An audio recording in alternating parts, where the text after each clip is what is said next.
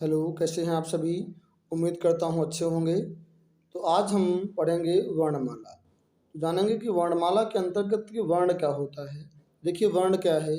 सबसे छोटी सार्थक ध्वनि की इकाई को वर्ण कहते हैं जिसके टुकड़े न हो। ठीक है, जिसके टुकड़े हम नहीं कर सकते हैं।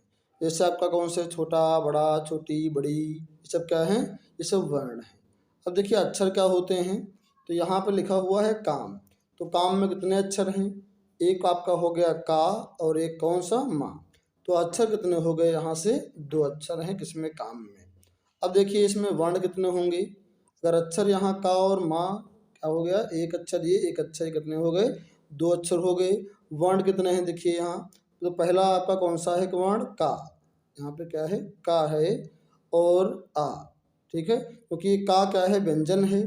तो व्यंजन किससे मिलकर बनता है? स्वर से मिलकर बनता है। इसी प्रकार आपका माँ, माँ हो गया और भी व्यंजन है ना ये। तो व्यंजन किससे मिलकर बनता है? स्वर से मिलकर बनता है। तो स्वर में कौन सा हो गया? आ। तो इस प्रकार कितने देखिए यहाँ से हो गए? एक, दो, तीन, चार। तो काम में वर्ण कितने हैं? चार हैं। और अक्षर कितने हैं? दो हैं। अब देखिए यहाँ से वर्णमाला क्या होती है। वर्णमाला जैसा कि इसके नाम से स्पष्ट है, वर्णों की माला को ना वर्णमाला कहते हैं। अर्थात शब्दों के व्यवस्थित क्रम को, शब्दों के व्यवस्थित क्रम को वर्णमाला कहते हैं। व्यवस्थित का मतलब देखिए क्या है यहाँ। जैसे आपका पहले छोटा, फिर बड़ा, फिर छोटी, बड़ी, छोटा हो, बड़ा हो। तो ये क्या है? इसका व्यवस्थित क्रम है। इसलिए इसे हम क्या कहेंगे? वर्णमाला कहेंगे। ठीक है। अब देखिए जो आपके वर्ण कितने होते हैं। तो वर्णों की कुल संख्या कितनी है? 52 है। वर्णों की कुल संख्या 52 है। इसमें स्वरों की संख्या कितनी है? स्वरों की संख्या यहाँ 11 और व्यंजन कितने हैं? 33। स्वर कितने हैं? आपके 11 हैं और व्यंजन कितने हैं? 33 हैं। ठीक है। अब देखिए यहाँ से इसमें से आपके स्वर कौन कौन से होंगे। तो स्वर आपका छोटा, बड़ा, छोटी, बड़ी, छोटा ऊ, बड़ा ऊ, री, ए, आए, ओ, आओ, ये सब क्या होते हैं? स्वर होते हैं। स्वर क्या होते हैं? जिनको बिना किसी की सहायता से बोले जाएं, उन्हें क्या कहते हैं? स्वर कहते हैं। देखिए इसमें यहाँ पे अंग और आह, इसको हमने नहीं लिखा क्योंकि ये क्या होते हैं? अयोगवाह में आते हैं। ठीक है। अर्थात अगर कुल संख्या पूछे तो कितनी होगी? यहाँ से दो बढ़ जाएंगे, कितने हो जाएंगे? 13 हो जाएंगे यहाँ से। ठीक है। तो अब देखिए यहाँ व्यंजन। तो व्यंजन की कितनी संख्या है? 33 है। तो व्यंजन क्या होते हैं? जो स्वरों की सहायता से बोले जाएं उन्हें हम क्या कहेंगे? व्यंजन कहते हैं। जैसे हमारा का क्या है? व्यंजन है।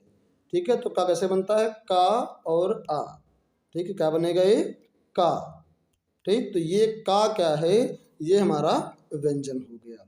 ठीक है। अब देखेंगे आगे यहाँ स्वरों के प्रकार। तो स्वर कितने प्रकार के होते हैं?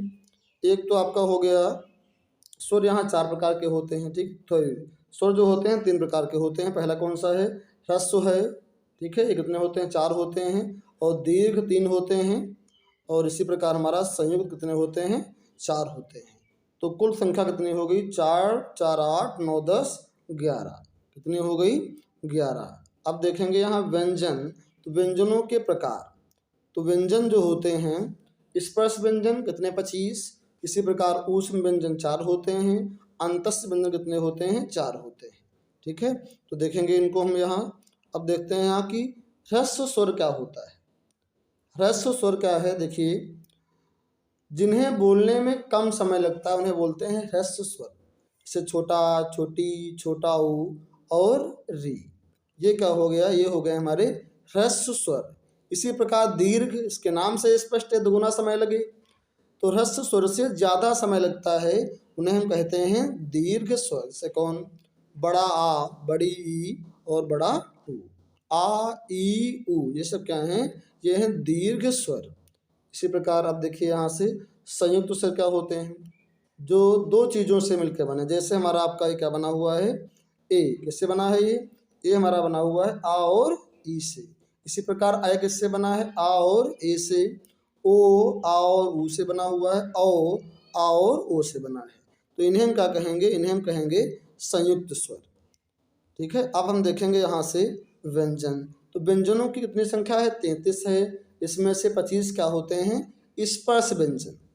ठीक है, 25 क्या है? स्पर्श व्यंजन। कहाँ से कहाँ तक होते हैं? का से पा वर्ग तक।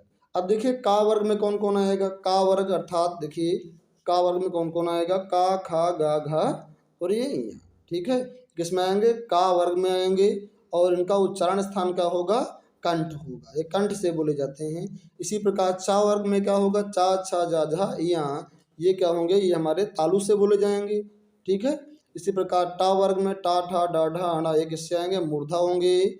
और ता वर्ग में ता, था, दा, धा, ना ये इनको बोलने में हमारा, ठीक है, देखिए इनको बोल के देखिए यहाँ से क्या होता है? दांत का यूज होता है ना, तो इसीलिए ये क्या हो जाएंगे? दंत हो जाएंगे। इसी प्रकार पा वर्ग में कौन कौन आएगा? पा, फा, बा, भा, मा। ठीक, तो इनको जब बोलते हैं देखिए बोलिए पा। ठीक है, तो हमारे ओष्ठ जो है वो उनमें कंपन होता है, इसलिए ये क्या हो गए हमारे? ठीक, पा वर्ग वाले क्या हो गए? ये हो गए होष्ठ। ठीक, होष्ठ से बोलेंगे इनको हम यहाँ। अब देखिए अगला हमारा क्या है? अंतस्थ व्यंजन। तो अंतस्थ व्यंजन कितने होते हैं? देखिए या, रा, ला, व। अंतस्थ व्यंजन कितने होंगे? या, रा, ला, व। ये क्या है? अंतस्थ व्यंजन है। इसके बाद में हमारा ये संयुक्त व्यंजन कौन कौन से हैं? देखो छा। ठीक है, तो छा को हम तोड़ेंगे तो इस प्रकार तोड़ते हैं यहाँ, छा, त्रा, ज्ञा और स्र। ये क्या है? हमारे संयुक्त व्यंजन होते हैं।